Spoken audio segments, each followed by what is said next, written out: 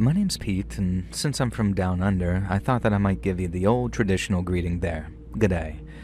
Now, I'm retired these days, living out the rest of my days in peace here in my native New South Wales, and while I've done a lot of different things during my working life, I spent the final 6 years of it driving cabs around the bush. Life out here in rural Australia got its own sort of rhythm to it, though. It's a lot of farmland, so the days start nice and early, and I'm out picking up people from their farms or little towns scattered across the bush. The roads are mostly dirt tracks or long stretches of highway with nothing but gum trees and kangaroos for company. They're alright in the day, but at night, you gotta watch out for them because they'll jump out into the road and scare the living daylights out of you. Now, it's nice and quiet though, really quiet in fact, and there are never any jams, only ever the odd tractor holding you up and those that you can just pass. But that means we charge much less for much longer journeys, considering a simple run to the shop could be 25 Ks each way. Fuel prices are a killer, same with the heat in the summer and the fog in the winter that makes driving legitimately dangerous. But there's a real sense of freedom and community that I wouldn't give up for anything. Everyone knows everyone, so chats in the cab are sometimes like catching up with old friends. Lots of runs or locals headed to town for groceries, doctor appointments, or to visit family. You'll get the occasional farmer who's banned for drink driving as well, so every so often you'll get a stretch of picking up a Ned and an Akubra in work boots who's off to the sale yards or to pick up some supplies. And then once his ban is all served up, he says his goodbyes, but you stay mates. And then there are the older people who don't drive anymore, and I'll take them to bingo or the pub for a yarn.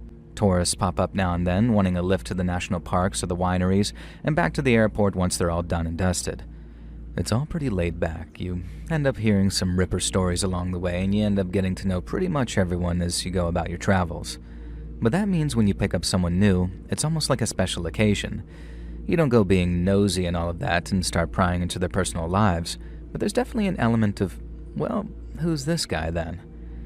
And it was no different the time that I got a job picking a fare up from a pub late at night, and a pub that I was very familiar with and I'd never seen him before. This guy's wearing a black hoodie, dark jeans, and work boots, and he's come staggering out of the pub, and right off I'm assuming that it's someone that I know who's had a skinful. I'm smiling to myself thinking, who's this clown? But when he gets in the cab, I realize that, like I said, he's a total stranger. Now I start dialing it back, right? Because I'm about to start joking around and saying, what are you thinking, you bloody dickhead? The wife's gonna have your balls for earrings. You just look at the stadia. But then I can't say that to a total stranger now, can I? So I dial it back, wish him a good evening, mate, and all of that, and then ask him where he's off to. Now, the guy says he's headed to his mate's house, and he sounds pretty sauced when he tells me he's not 100% sure where it is. But if I take him to this one particular road about 20 minutes drive away, he'll be able to direct me from there. It turns out he wasn't from around there, which is why he didn't know the area very well. But that wasn't a problem at all, and I promised that I'd get him where he was going, even if it did require a little bit of teamwork. He didn't seem all that talkative, but that was fine by me. Not everyone fancies a chat. But I did have to convince him to take his hood down so I could actually see his face. It was dark out, and he had this hood right up over his head so I couldn't make out his face, and I joked that he was making me nervous, and he did take his hood down, but he didn't laugh or really anything. Now, he was just deadpan, with his dark hair and eyes, and he also looked like not that much older than a kid, to the point where if I had to guess, I'd have said that he couldn't have been a day older than maybe 22. He was just a kid, so while he was acting a bit weird and moody, I wasn't scared or anything, not at all. Anyway, we got to the road that he wanted me to drive him to, this really long one with houses on either side, spaced out, mind you, and one that led deep into the bush. Now we're driving down and I'm slowing at each house asking him, this one? But each time he shakes his head and asks me to drive further down the road. Now I thought it was pretty funny at first, thinking that this guy had been so smashed when he'd been to his mates and that he genuinely couldn't remember where it was. But then after going past maybe 5 or 6 different houses over the course of about half a mile, like I said, spaced out, I asked him if he was sure that this was the road that he was after. Now he just mumbled something about how we needed to keep going, and then after I think 3 or 4 more houses, we stopped seeing any and it was just bushland on either side of the road for maybe another half a mile. Now this was after he told me to keep going and how his mate's house must have been at the end of it. Now I knew we couldn't find anything because I knew the road, But the customer's always boss here, as they say, so I drive him all the way down till there was nothing but trees in front of us to show him how that there was nothing there. I told him, well, there you go, mate, nothing there. Should we turn around or we just headed off-road? But all he did was mutter something about me switching off the car. I asked him to repeat himself, and he said that he wanted me to switch the engine off so we could talk. Now, I'm not adverse to a little heart-to-heart with a passenger.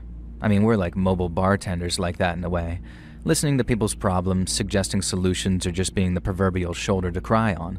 But this guy was making me nervous. Call it a hunch, or just call it that I'm not keen on stinking drunk strangers, but I was a lot more wary than I'd normally have been if someone asked me to turn off the engine. But I did as he asked all the same, and then with just a hint of nervousness, I asked him what he wanted to talk about. Now I turned around in my seat a bit so I could see him and saw a youngish guy with dark hair and dark squinty eyes who seemed very nervous about what he was going to say. I let him take his time and then tried to prompt him based off of his body language by saying, "You've been having some dark thoughts, have you, mate?" Now he nodded, and I thought that I had it right on the money, but I didn't. I was slightly but crucially off. He told me that he'd been thinking about hurting people. Not himself, but others, and that no matter how hard he tried, he couldn't get all those dark thoughts out of his head. He felt angrier and angrier at the world with each passing day, and he knew it was only a matter of time before he hurt someone. And the longer he waited, the worse it got, to the point that he couldn't stop thinking about what it'd be like to kill someone. And that was my chance to get a word in, because I had a thing or two to say about what it meant to take a life. I told him it was something that he didn't want to know, and while he thought that he did because of how angry he was, he actually didn't know what he was asking for. I told him the dead come back to haunt those who take their lives, that ghosts are real, just not in the traditional floaty white sheet sort of way. I told him all that from the heart, from experience, but he didn't seem like he was listening, or rather, he just didn't agree. He told me that he'd heard all that stuff, all the old cliches, how it feels wrong in a way that can't be put into words, and he believed it too. It just hadn't changed his mind. He still wanted to cut someone up, feel how warm their blood is coming freshly out of their veins, and he wanted to watch the life drain from someone's eyes too, knowing that he was the one to do it. I told him he didn't know what he was talking about, that life wasn't a movie and that killing was a chaotic, messy, and terrible thing. And I'll never ever forget how when I said that last part about chaotic, terrible, and messy, that little bugger smiled. He kept a smile as he told me that that's what appealed to him, that he'd been thinking about it for so long that he couldn't take it anymore. He told me he had to kill someone, and that night was the night he was going to do it. Now there was this moment of quiet, him smiling and looking at me under his brow, and me just staring back at him thinking, this prick's gonna try and bump me off, isn't he? After giving me some little speech that he'd probably written in his mom's basement. Now I think he saw it in my face too, that he'd said too much, and I knew what he was planning, so he went for me. He pulled a knife from his hoodie, and then leaned forward between the two front seats and started slashing and stabbing at me with it. But his swings were wild, and with me leaning forward in my seat to reach under it, he only had an arm and my hip to stab at rather than my head and neck. I still wasn't safe though, not yet. But that kid couldn't have a single bloody clue who he was getting into that cab with. Not a single clue. Because he only got about 3 decent jabs into me before I pulled something up from under the seat, stuck it under my arm so the barrel was looking right at him, and then bang, bang, bang. It was all over. Now this was way back before Port Arthur and all the buyback stuff, so I was able to keep a handgun under my seat for anyone who tried to rob me, or in that case, worse. I'd also done 2 tours of East Timor in my 20s, when the fighting was at its worst too, so when I say I know what killing a man is like from first-hand experience, I'm not kidding. Killing a man in war, it's not a natural thing. People say it is, but it isn't. If it was, it wouldn't follow you around like a bad smell for the rest of your life, and you wouldn't think about the people you killed so often. If they had families, what they did before the war, and what they might have been doing after. A good man doesn't want to kill. He has to, and he spends the rest of his life wondering if he really had to do it, or if things might have been different, if this or that had or hadn't happened. But the lad in the back seat, he wasn't a good man. Or he wasn't even really a man, just a kid. But you know what I mean. He was a bad seed, born with the devil in him, as the old Nana used to say, and there was nothing else I could do but put him down like some dog. Now, I was hurt pretty bad, but I also knew that I needed the crime scene left exactly as is, so I ended up running to the first house that I could find and banging on the door. The people inside thought nothing of helping me out, stopping the bleeding and calling the police, and an ambulance showed up not long after, and I had to drive to the hospital to get stitches while the police took a look at the scene after I'd told them the whole story. It was a pretty open and shut case on their end. The kid still had a knife in his hand, leaning forward, and he'd been slashing so wildly that some of my seat was just completely shredded. Now, that wasn't even the only knife that he had on him either. He had another, a smaller one in the pocket of his jeans, and then an even smaller one jammed into the side of one of his boots. It was clear who the aggressor was, no doubt about it. And so there was no arrest, no court, nothing like that, just fair dinkum cobber and on you go. And now, that silly little bastard is just another one of the ghosts that follow me around, making me wonder why the bloody hell I didn't take that Friday night off.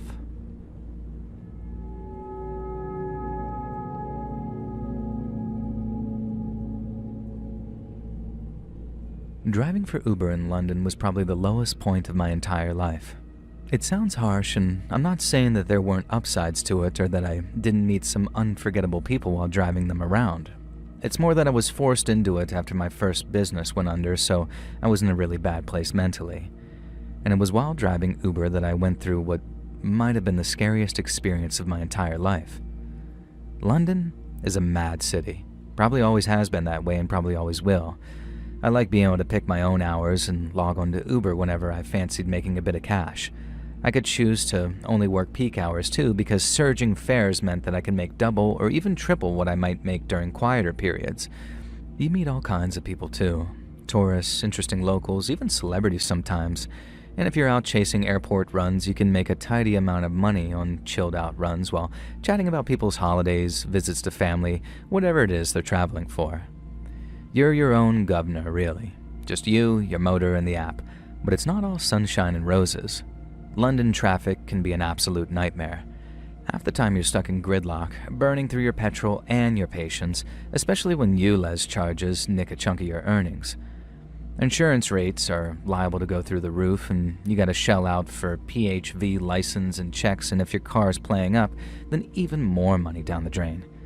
Competition is horrifically fierce too, and there's very little honor among drivers in that respect. And so sometimes you have to be extra quick on the draw to get a decent fare, or you could be waiting there for almost an hour trying to get on the scoreboard. And I'd say the very worst part of the job is the passengers. The bad ones, I mean. I'm not talking about the ones who complain or chat nonstop when I'm trying to concentrate on the road. I'm more talking about, in fact, well, let me just tell you the story and you'll see what I mean. So about a month before I threw in the towel and signed up to Universal Credit for a bit, I got this job taking some lads from Brixton down toward the Kingston Estates.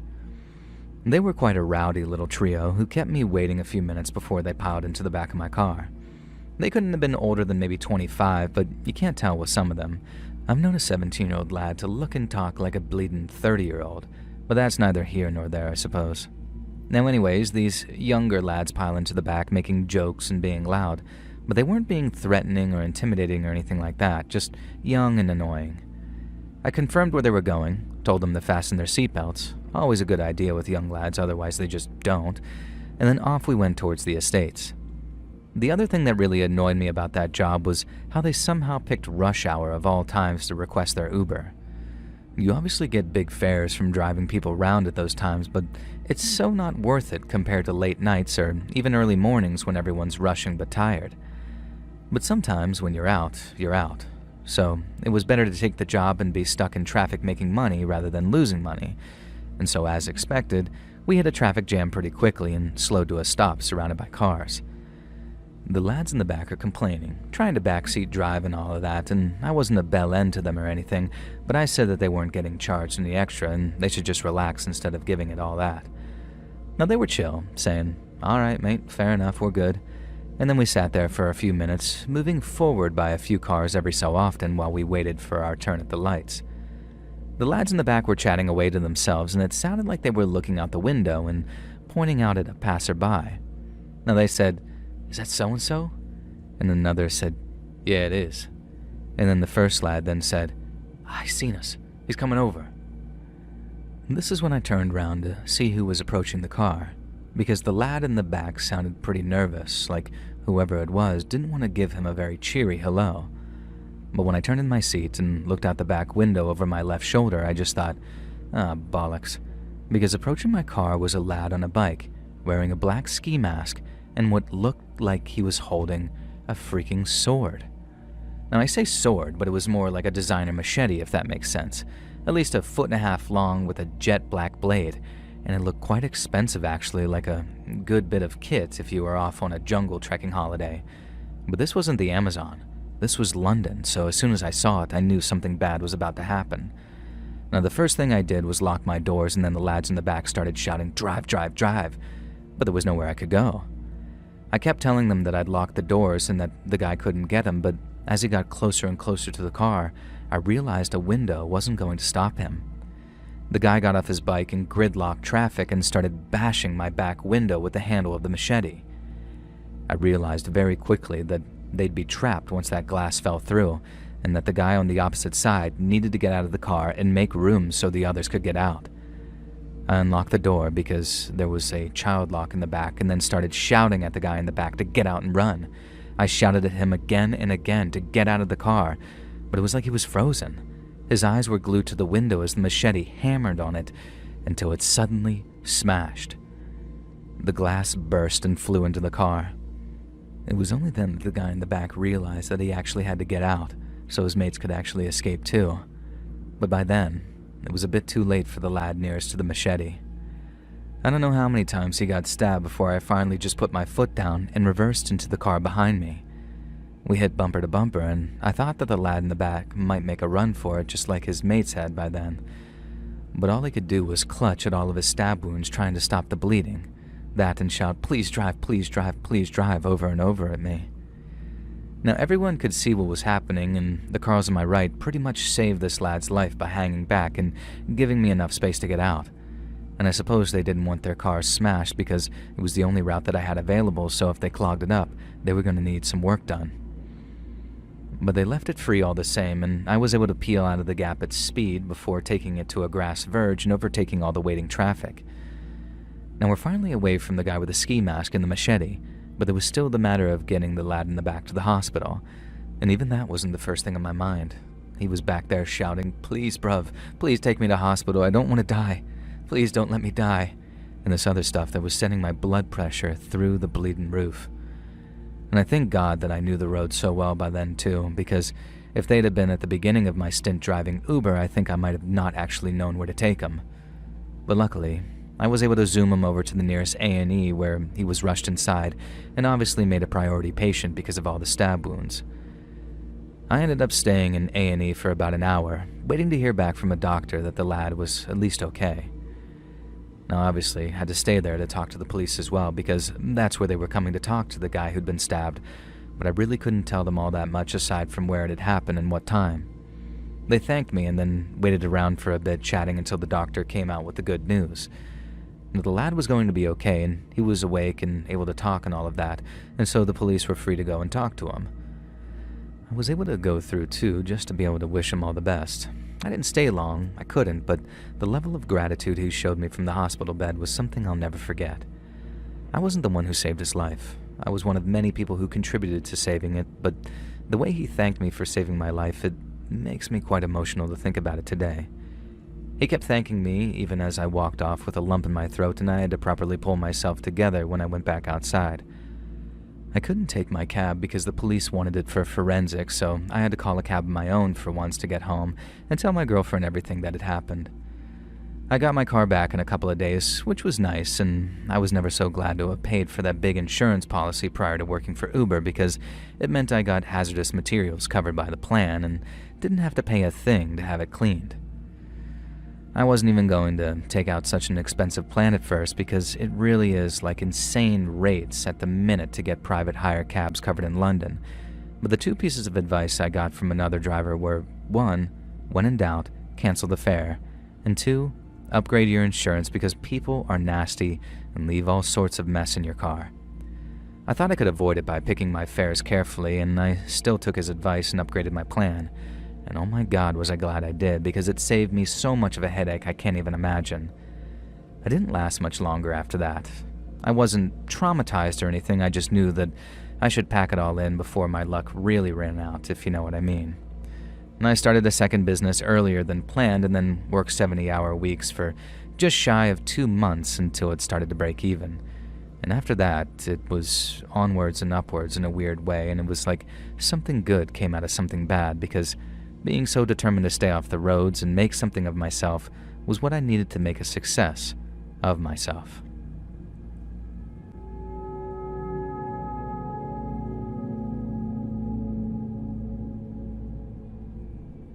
As a younger man, I used to drive taxis around my home city of Belfast, but driving taxis in Belfast during the 80s was a lot different to driving taxis anywhere else, because this was at the height of the Troubles during the 80s, meaning Belfast was a very, very violent place to live and work.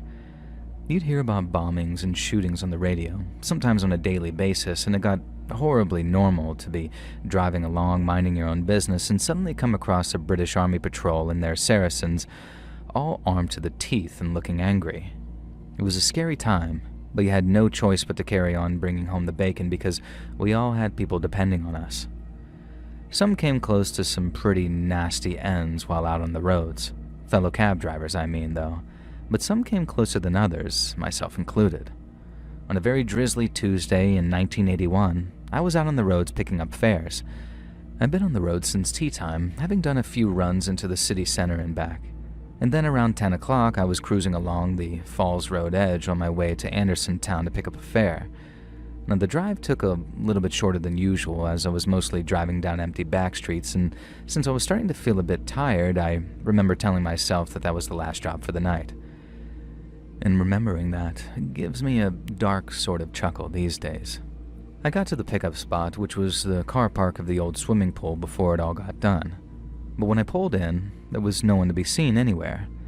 Now I'm thinking the fella's inside the building, that he's a member of staff who needs to set the alarm and lock up, so to save petrol, I turned off my engine while I waited for him. 1 minute goes by, then 2, then 3, and still no one appears from the pool building. I started getting a little bit impatient, thinking that I'll just give him a few more minutes good grace and then I'm off-ski.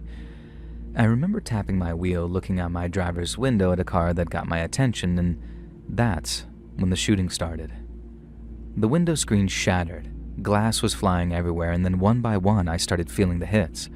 First in the shoulder, like a hammer smashing bone, and then the chest, knocking the wind out of me. I got another in the leg, and that one was the worst, and it felt like someone had shoved a red-hot poker right to the bone.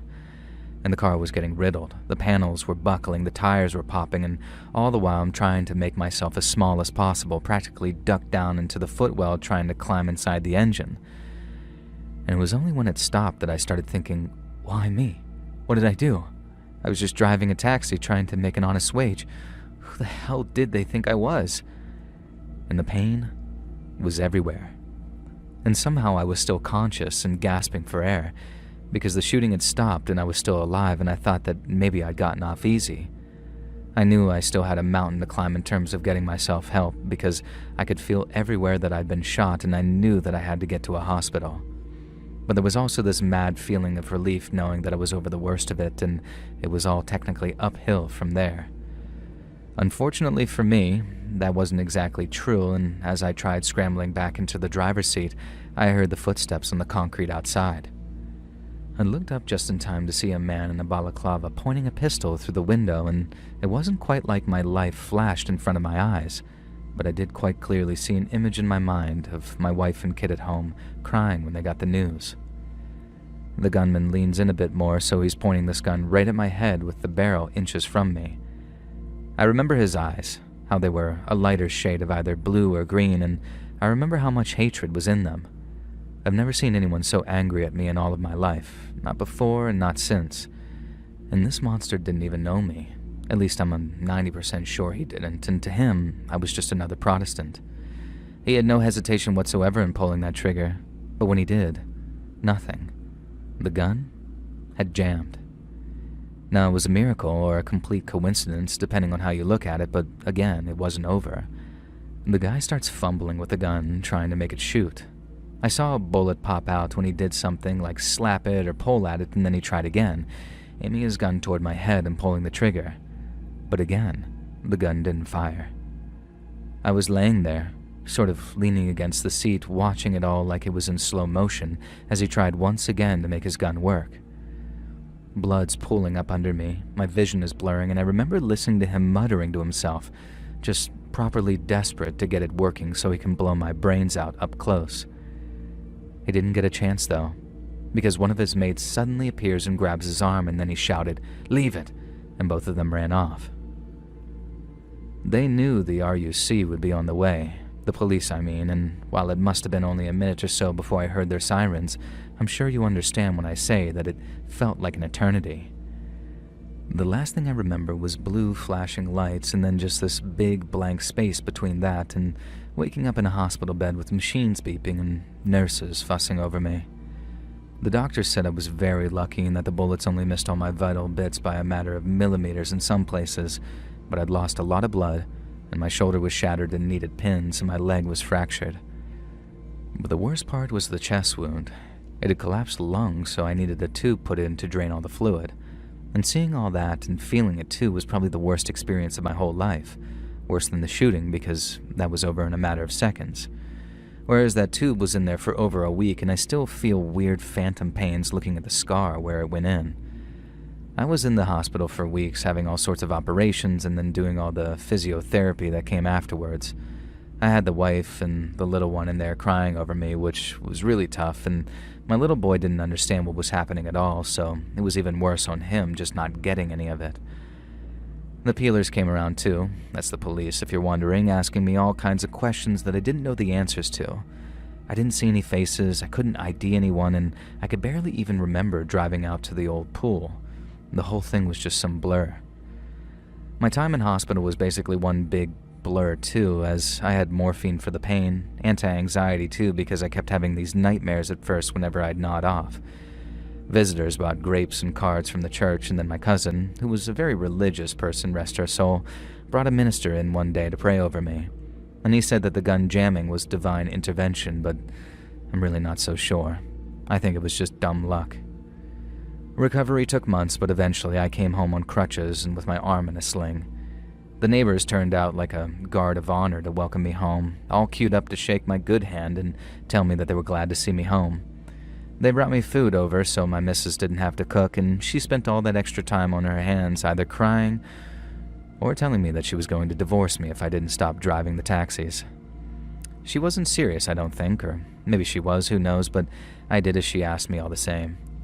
I found work packing boxes in a warehouse, which was very boring but much safer, but there were still signs of what you might call PTSD today, but back then it was just stress.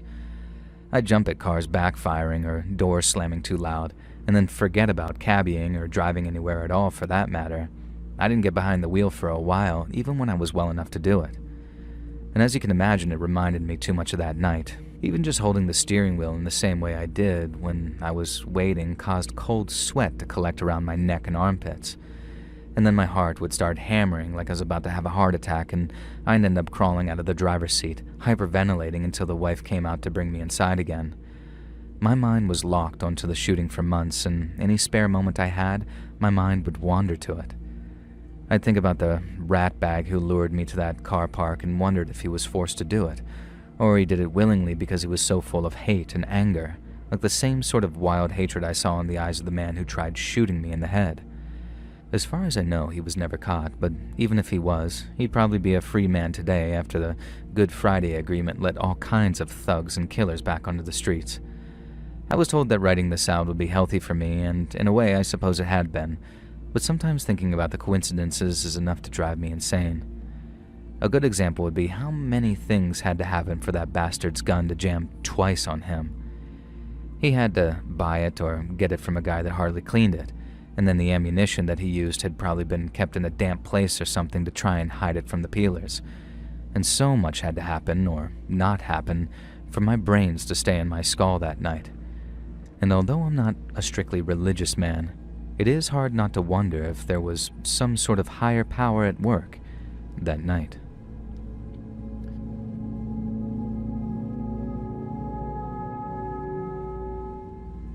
My name's Lucy, and I'm a listener from the UK, and this isn't strictly my own story, but it's one that deserves to be told, and by the time you've finished reading, I'm confident that you'll agree with me. One Sunday morning, back in November of 2021, a friend of my dad's got up for work. David had worked as a cabbie for many years, so he knew the job as well as anyone, and he knew better than to work late on a Saturday night and risk someone puking in his taxi or trying to do a runner.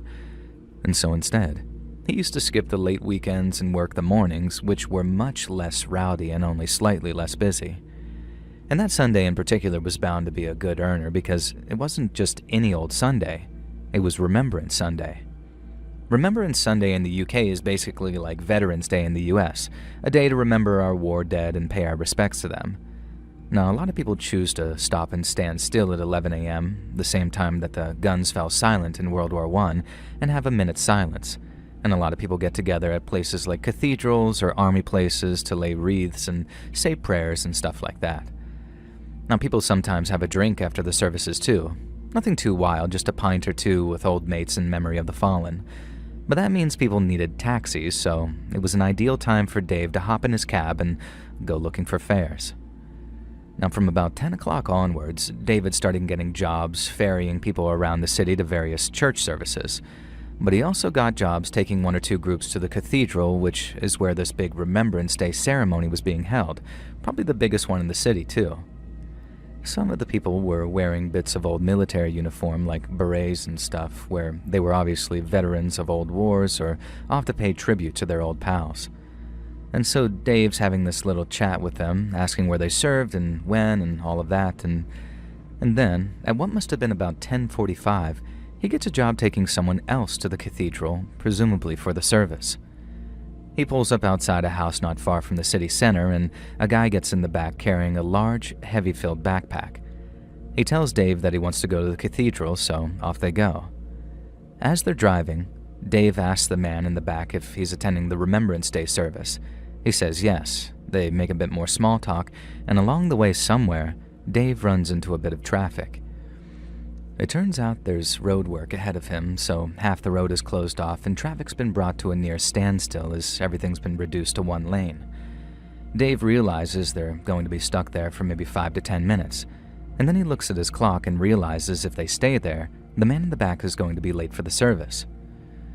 Dave turns to his passenger and says something like, I think you're cutting it a bit late here, mate. I'd just get out and walk if I were you so you don't miss the service. Now, the guy is obviously a bit annoyed, but he doesn't get angry with Dave or anything because I imagine that he knew he'd mucked up by not calling the cab earlier. Dave even said that he wouldn't charge him for how far they'd gone because it hardly seemed fair if it was him who got them stuck in traffic. And this was his first clue that something wasn't quite right because the fella didn't so much as bat an eyelid at the prospect of a free lift. Normally, people either say, "Oh, no, that's not necessary," or at the very least, "Well, thanks a lot, that's so kind." But this fella didn't offer so much as a single word of thanks and instead started looking around as if trying to figure out where he was. Dave later said that he thought the guy was just annoyed about being late for the service because he looked and sounded kind of foreign and might not have known how to get there. And so as he's looking around as if scoping out a route, Dave starts explaining how all he has to do is walk straight down the road in front of him and he can't miss the cathedral because it's so big that he'll see it if he just keeps walking. Now, you'd think the bloke would be very interested in that information, considering that he's about to be late for this thing. But apparently the same thing happened as when Dave mentioned the free ride. The guy in the back didn't seem remotely interested and just kept on looking through the windows like he was scoping the place out. Now, after about a minute of this, Dave notices the guy looking over at this huge complex of blue-gray buildings which stood on the other side of the dual carriageway. He asked Dave what it is, and when he told him it was the women's hospital, Dave listened in total confusion as the guy basically said, "Okay, drop me off there instead." Dave told him he was better jumping out of the car right there, but the guy insisted on being dropped off in front of the hospital so he could walk from there. Now, he suddenly didn't seem all that fussed about making it to the ceremony on time. He seemed more concerned with the fact that there was a maternity hospital right there next to him. And I think it was about then when Dave realized the man in the back of his cab was up to something. He didn't know if it was drugs, cheating, or something more sinister, but whenever a passenger is funny about where they're going and what they're doing, it's usually because they're up to no good, obviously. But what did a fella with a big, heavy backpack want to be dropped outside the woman's hospital for? And as he asked himself that question, I think it dawned on Dave what a bad position he was in. He didn't make a fuss or start asking questions, but what he did do was lock his cab's doors, meaning when they stopped, the fella wouldn't be able to get out without giving an actual good reason why he'd changed his destination. If he showed him what was in the bag, he'd let him out. If he didn't, well, that was a different story. Dave waits his turn to go and then turns around and takes the road into the women's hospital car park. Now, he must have been sweating buckets, and somehow he kept his cool. And then when they stopped outside the front doors, the man in the back didn't even try to pay. And this is a private hire cab that wasn't an Uber where you either pay cash or pay by card, and by the end of the ride, it doesn't automatically come out of your account or however that works on Uber. Now, most people, when they're not doing runners, pull out their wallet or some cash as they come to the stop. This fella just grabbed his bag and reached for the door handle before they'd even come to a stop yet. But when he realized the car was locked and Dave wasn't going to let him out, he reached into his bag and detonated the bomb that was in there. The explosion blew all the windows out and sent all the bits of metal the bomb contained out with it. Now, you can watch the CCTV footage of the blast on the internet, so maybe go watch it instead of me trying to describe it. But my point is, it doesn't look like there's any way in hell that either David or his passenger could have survived it. Everything inside looked like it had been blown to pieces, but somehow, I suppose by some kind of miracle with it being a Sunday, one of the cab's front doors opens just a smidge, and Dave, the taxi driver, comes stumbling out, probably with his head banging and ears ringing. Now, he's obviously had the life frightened out of him because he tries to almost run away from the scene at first. But then a fella in a high-vis jacket goes running over to him to help, and Dave stops trying to run. He's got his hand on the back of his head the whole time, and I suppose because it was burned, but also because he was checking to see if the back of his head hadn't been blown off. It hadn't, thankfully, and if you can believe it, I don't even think Dave even spent a single night in the hospital. I think the only fairly serious wounds that he got was that bit of his ear was cut off by a piece of metal from the bomb. That, and his hearing's been quite seriously affected by how loud the explosion was. On the other hand, the passenger in the back seat was blown to bits. And although someone tried to drag him out of the car thinking the whole thing had been some kind of accident, the whole car was soon on fire with flames licking out the windows and his body being burned along with the car. Finding out was horrible. My dad knew it was Dave before it was officially named because he recognized Dave's car from some of the first images released. But to find out who the bomber was, we had to wait, and it was a very confusing process. First of all, we heard his name was Enzo Almeni. But then it was announced that he changed his name while living in the UK and that his real name was Imad al-Swilmin. We were then told that he was a refugee from Syria, but then that was quickly corrected when someone found out that he was Jordanian, and that he might have been trying to cheat the asylum system by claiming that he was from Syria, which had a war going on at the time. Everyone was obviously thinking, this guy's a terrorist, nothing else to it. But then there was a weird twist to everything. Firstly, Imad had been sectioned not long after arriving in the UK, after walking around town waving a knife and shouting at people. And for the folks who don't know what sectioned means, it's when someone is detained under the Mental Health Act, not arrested as such, but detained for their own safety. He spent some time in a unit, took some medications probably, and then when he gets out, Imad decides that he wants to convert to Christianity. Apparently he got involved with the Church of England, saying that he wanted to settle into his new home by taking the local religion and changing his name. And then when we found out which church it was literally chilling because it wasn't a church. The place Imad had been planning on attacking was the very same place he'd been going to undergo his conversion. And as you can imagine, everyone found it outrageous, but it was all a massive headache for everyone too, because who was this fella? Was he like an actual terrorist or just a mental case? And then from what I can tell, it was a case of him not being a terrorist and then suddenly was a terrorist. I think he would have done or said just about anything to stay in the United Kingdom, to the point some people think that he faked that mental breakdown with a knife so they wouldn't be able to deport him because of all that human rights stuff. It definitely looked like he faked his conversion, or that he at least changed his mind about it, because he stopped going to the cathedral a few months after he was finally confirmed as a Christian. Apparently he'd been baptized 2 years before, but the priests or vicars or whoever wanted to make sure that he was for real. And they had him coming back for years before they finally confirmed him. But it seems that might have been nothing more than an attempt to trick the immigration services because, like I said, he stopped visiting not long after. And I heard that 2 days before the attack, Imad called his brother in America and told him he was planning on doing something bad, quote-unquote, as he put it. And that proves the whole thing was planned ahead. And then, when the police searched his flat, they found evidence that he'd been building the bomb for months before the attack was ready to go. And the fact that he chose to attack on a Sunday, and Remembrance Sunday too, has a scary sort of significance to it considering all the conversion stuff. And then we found out that after his flat was searched, police found a prayer mat and a Quran and all of that, so he obviously switched back to Islam before he tried to go through with his plan. Now, I just wanted to say that some of my best mates in school growing up were Muslims, and the fella in the shop around the corner from us is from Yemen, and he's one of the nicest guys you could hope to meet. And so this isn't me trying to bash anyone by telling the story, as I know they're not all like that, and I know not all asylum seekers are out to take advantage of a system meant to help people. But we gotta be more careful, because psychos like Imad are out there willing to do and say anything to try and cheat that system, and when they don't get their own way, they're finally told no, and that they're going to be deported. They're going to lash out and try to hit people where it hurts the most. And like in Imad's case, when he saw a maternity hospital with newborn babies and decided it was the perfect place to take a bomb. Hey friends, thanks for listening. Click that notification bell to be alerted of all future narrations. I release new videos every Monday and Thursday at 9 p.m. Eastern Time, and there are super fun live streams on Sundays and Wednesday nights.